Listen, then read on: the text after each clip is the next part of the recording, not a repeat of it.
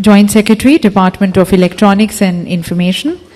In his present job, he is responsible for the promotion of electronic hardware industry, development of e-infrastructure, e-learning initiatives, and development of human resource for IT and electronics in the country. Let me also introduce our panelists. We have Shri N.K. Goyal, Vice Chairman of ITU APT India.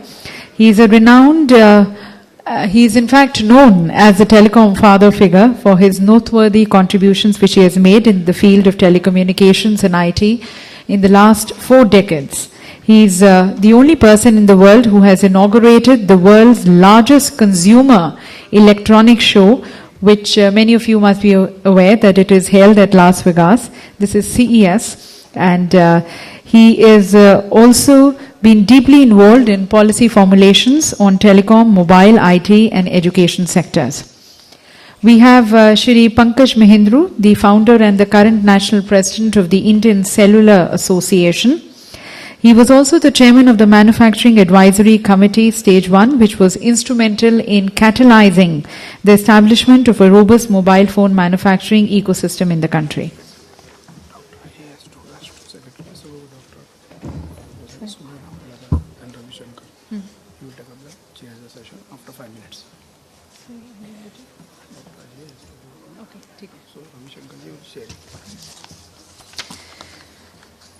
We have Shri P.V.G. Menon, President of IESA. He has more than 23 years of experience in the Indian IT industry. He has experience in semiconductors, embedded systems, and computer graphics. And he has worked with companies like Siemens Information Systems Limited and CMC Limited in development and the project management roles. Our next esteemed speaker, Dr. M.P. Pillai. He is the director in charge of NIELIT's Chennai Center, which has, and he has more than 18 years of rich experience in R&D and teaching. His areas of interest basically has been involved in researching in the areas of fiber optic sensors, electronic product design, and e-learning. Our next panelist, Dr. G.M. Majid. He is the director of NIELIT's Calicut Center. He has rich career span of almost 4 decades and has made several contributions in the IT arenas, including embedded systems, CNC systems, industrial automation, and mechatronics, technology, management, e-learning, and productivity improvement in R&D. Would also like to apprise the House that as Dr. Ajay Kumar is, he's the chair of the session, but he's going to be leaving in some more time. So we have been joined by Shri N. Ravi Shankar, who is going to be then taking over, Administrator USO Fund. Thank you. Good afternoon. First of all, friends, my apologies. I have been summoned by the Secretary for an urgent meeting, so I would not be able to continue for very long in this meeting.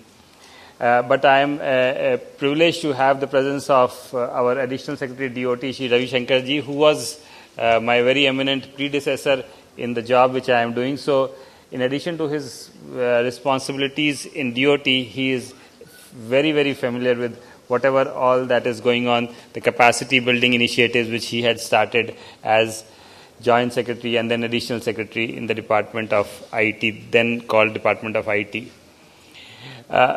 I must compliment NIELIT for for having taken up this initiative for bringing in all the partners for capacity building, because it's very, very important. You all play an extremely important role in the vision for capacity building that we have today. This is even more important in the electronics sector because the scale at which the number of people that are required for the electronics sector cannot be achieved only by the infrastructure that NIELIT has in itself, or for that matter, government has through its institutions today. We need you and more institutions like you to come up and support the skill development effort.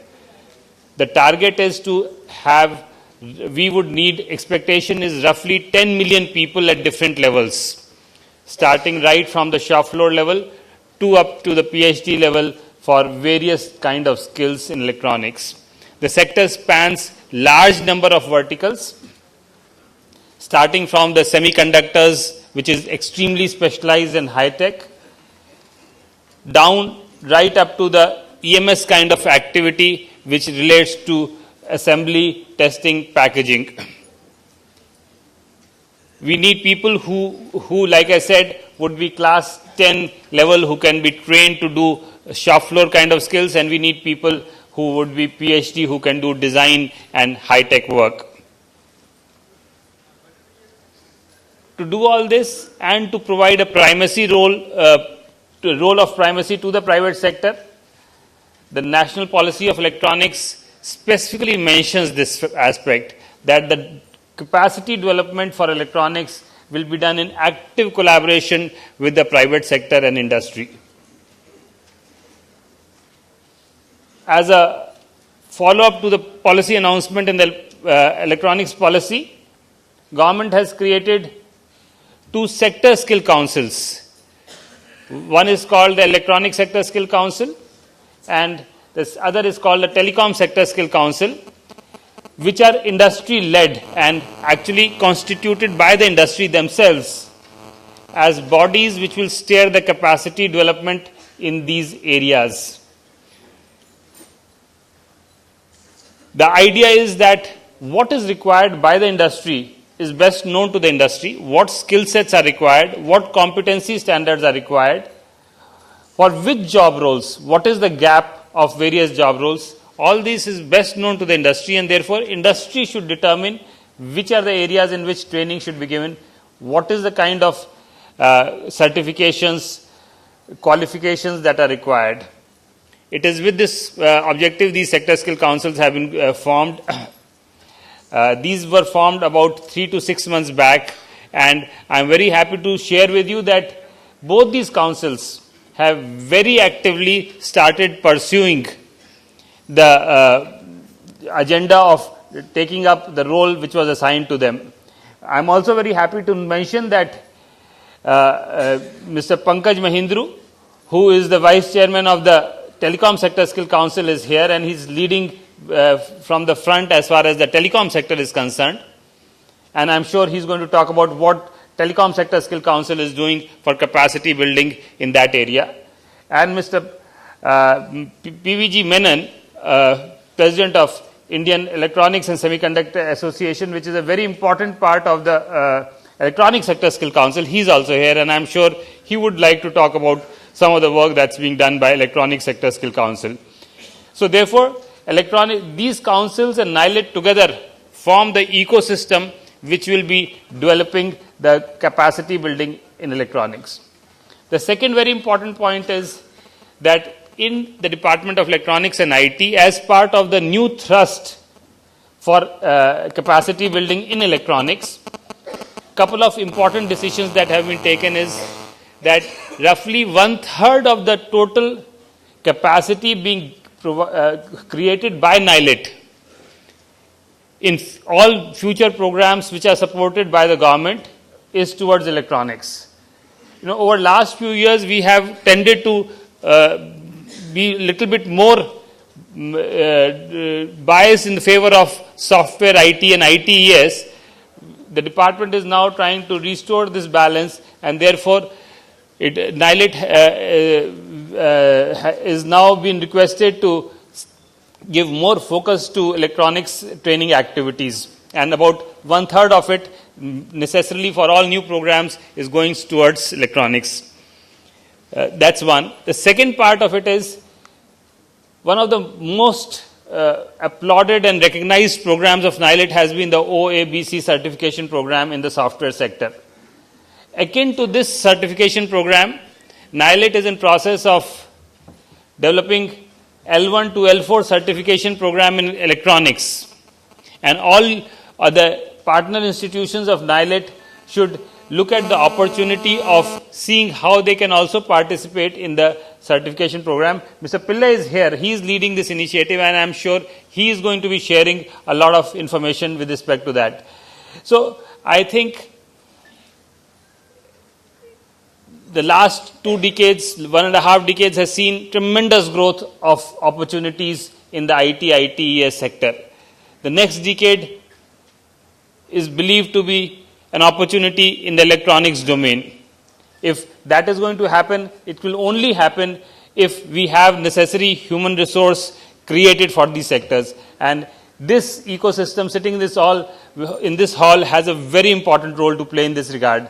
It is in this context, I think, this panel discussion has special relevance and importance, and I am sure the deliberations today will go a long way in preparing a roadmap of how we should be doing it. So friends, we look forward to your ideas, your suggestions, your inputs and feedback, and we would be looking forward to work with you on those ideas and feedback. Thank you once again. My apologies once again. I need to rush because of urgent summons from the Secretary, and all the best for this seminar. Thank you.